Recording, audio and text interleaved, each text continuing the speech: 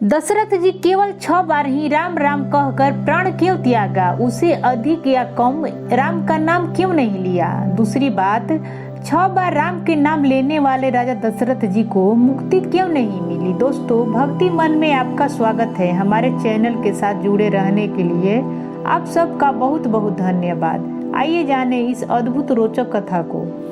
पौराणिक कथाओं के अनुसार दशरथ जी की मृत्यु उस रात हुई थी जब राम को वन जाने के बाद दशरथ ने कौशल्या को श्रवण कुमार के वध से संबंधित कथा और श्राप का विवरण सुनाया था, जो राम के वन गए हुए 6वें रात्रि थी।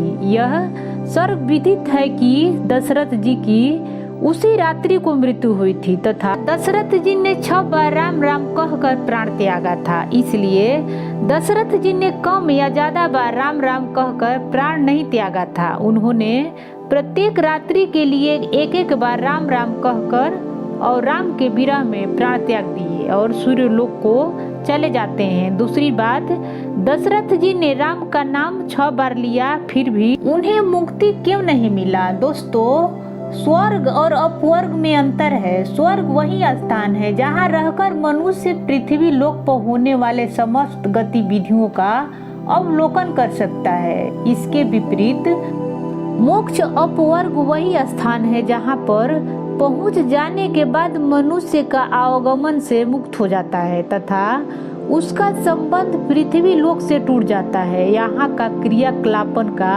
अवलोकन नहीं कर सकता है। सगुण ब्रह्म उपासकों को मोक्ष की प्राप्ति नहीं होती। दशरथ जी भी सगुण ब्रह्म के उपासक थे और राम को अपना पुत्र ही मानते थे। लंका विजय के बाद जब दशरथ जी ने स्वर्ग में उपस्थित होते हैं और उन्हें राम के प्रति पुत्रवत अनुराग उत्पन्न होता है, तो उस समय भगवान शंकर ने इस भ्रम का स्वयं निराकरण कर दिया और उन्होंने पार्वती जी से कहा कि दशरथ जी को मोक्ष इसलिए नहीं मिला क्योंकि आज भी पुत्र मोह में बंधे हुए हैं।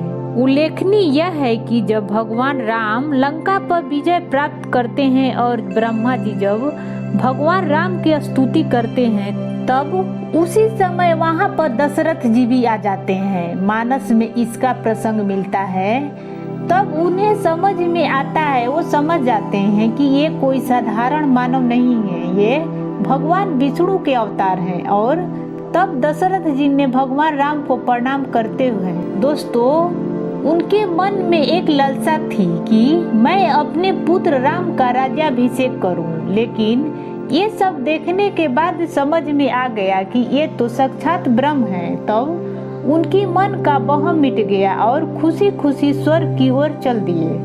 हमारी स्टोरी से जुड़ा आपका कोई सवाल हो तो कमेंट बॉक्स में जरूर बताएं। हम आप तक सही जानकारी पहुंचाने का प्रयास करेंगे। अगर आपको यह स्टोरी अच्छी लगी हो तो इसे लाइक, सब्सक्राइब और शेयर जरूर करें। ऐसे ही रोचक स्टोरी देखने के लिए जुड़े रहें। धन्यवाद।